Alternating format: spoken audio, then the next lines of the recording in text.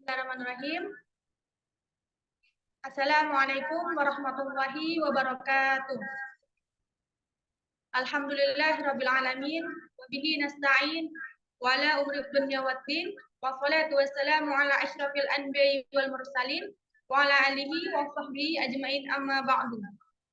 Yang kami hormati dosen pengampu mata kuliah metodologi penelitian PAI Ibu Dr. Esi Hairani MPD dan teman-teman yang saya banggakan. Kami dari kelompok 11 akan mempresentasikan materi kami yang berjudul Skala Pengukuran dan Instrumen Penelitian.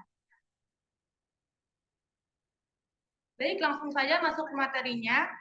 Materi pertama yang akan disampaikan oleh Lailatul Fajriyah.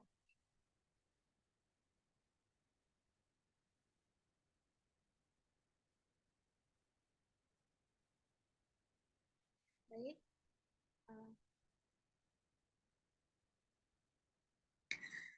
Materi pertama, pengertian skala pengukuran. Skala pengukuran merupakan kesepakatan yang digunakan sebagai acuan untuk menentukan panjang pendeknya interval yang ada dalam alat ukur.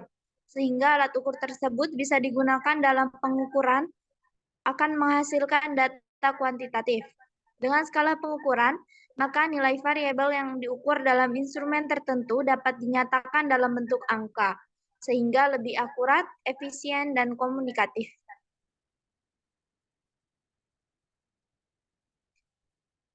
Materi berikutnya, macam-macam skala pengukuran. Yang pertama ada skala Likert, digunakan untuk mengukur sikap, pendapat, dan persepsi seseorang atau sekelompok orang tentang fenomena sosial. Dalam penelitian, fenomena ini, dalam penelitian, fenomena sosial ini telah ditetapkan secara spesifik oleh peneliti yang selanjutnya disebut sebagai variabel penelitian. Dalam skala Likert, maka variabel yang akan diukur dijabarkan menjadi indikator variabel. Kemudian indikator tersebut dijadikan sebagai titik tolak untuk menyusun item-item instrumen yang dapat berupa pernyataan atau pertanyaan. Jawaban setiap item instrumen yang menggunakan skala Likert mempunyai gradasi dari sangat positif sampai sangat negatif. Contohnya, apakah membawa handphone ke sekolah dapat membantu siswa dalam menambah wawasan ilmu pengetahuan? A. Sangat setuju, B. Setuju, C. Ragu-ragu atau netral, D. Tidak setuju, E. Sangat tidak setuju. Berikutnya ada skala Guttman. Skala pengukuran dengan tipe ini akan didapat jawaban yang tegas, yaitu ya atau tidak, benar atau negatif, dan lain-lain. Data yang diperoleh dapat berupa data interval atau rasio dikotomi, dua alternatif. Jadi, kalau skala Likert terdapat 3, 4, 5, 6, 7 interval, dari kata sangat setuju sampai sangat tidak setuju, maka pada skala Guttman hanya ada 2 interval, yaitu setuju atau tidak setuju.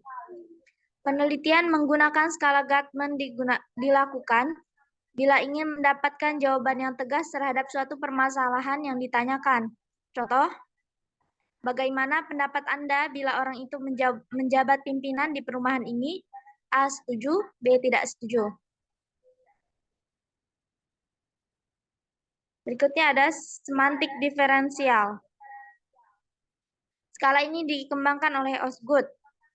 Skala ini juga digunakan untuk mengukur sikap, hanya bentuknya tidak pilihan ganda ataupun checklist, tetapi tersusun dalam satu garis kontinum yang jawaban sangat positifnya terletak di sebelah kanan garis, sedangkan jawaban yang terletak sangat negatif terletak di bagian kiri garis atau sebaliknya.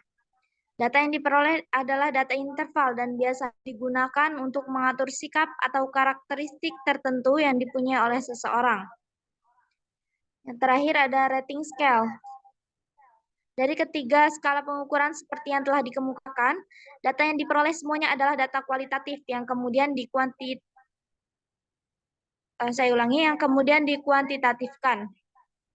Tetapi dengan rating scale, data mentah yang diperoleh berupa angka kemudian ditafsirkan dalam pengertian kualitatif. Responden menjawab senang atau tidak senang, setuju atau tidak setuju, pernah atau tidak pernah adalah merupakan data kualitatif. Dalam skala model rating scale, responden tidak akan menjawab salah satu dari jawaban kualitatif yang telah disediakan, tetapi menjawab salah satu jawaban kuantitatif yang telah disediakan. Oleh karena itu, rating scale ini lebih fleksibel, tidak terbatas untuk pengukuran sikap saja, tetapi untuk mengukur persepsi responden terhadap fenomena lainnya. Seperti skala untuk mengukur status sosial ekonomi, kelembagaan, pengetahuan, kemampuan, proses kegiatan, dan lain-lain. Baik, materi selanjutnya akan disampaikan oleh Dian Putri Meika.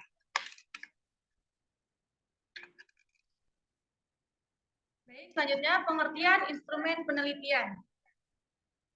Instrumen penelitian adalah suatu alat yang dapat digunakan untuk memperoleh, mengolah, dan menginterpretasikan informasi yang diperoleh dari para responden yang dilakukan dengan menggunakan pola ukur yang sama.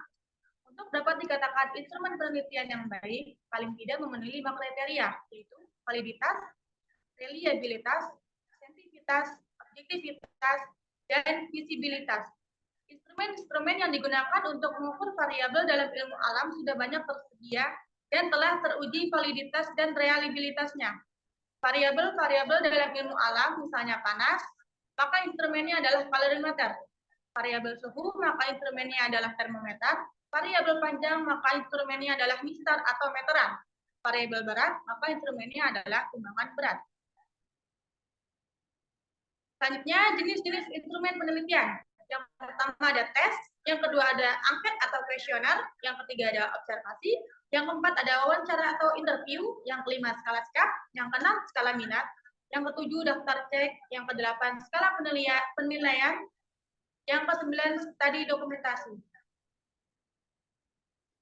Selanjutnya, validitas instrumen. Ada validitas rupa. Validitas rupa adalah validitas yang menunjukkan apakah alat pengukur atau instrumen penelitian dari segi rupanya dapat mengukur apa yang ingin diukur. Validitas ini lebih mengacu pada bentuk dan penampilan instrumen. Yang kedua ada validitas isi.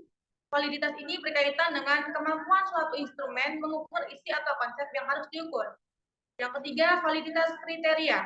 Validitas ini suatu instrumen dengan membandingkannya dengan instrumen pengukuran lainnya yang sudah valid dan reliable dengan cara mengkorelasikannya. Bila korelasinya signifikan, maka instrumen tersebut mempunyai validitas kriteria. Yang terakhir, validitas konstruk. Validitas ini berkaitan dengan kesanggupan suatu alat ukur dalam mengukur pengertian suatu konsep yang diukurnya. Baik, mungkin cukup sekian materi yang dapat kami sampaikan. Kurang lebihnya mohon maaf. Wassalamualaikum warahmatullahi wabarakatuh.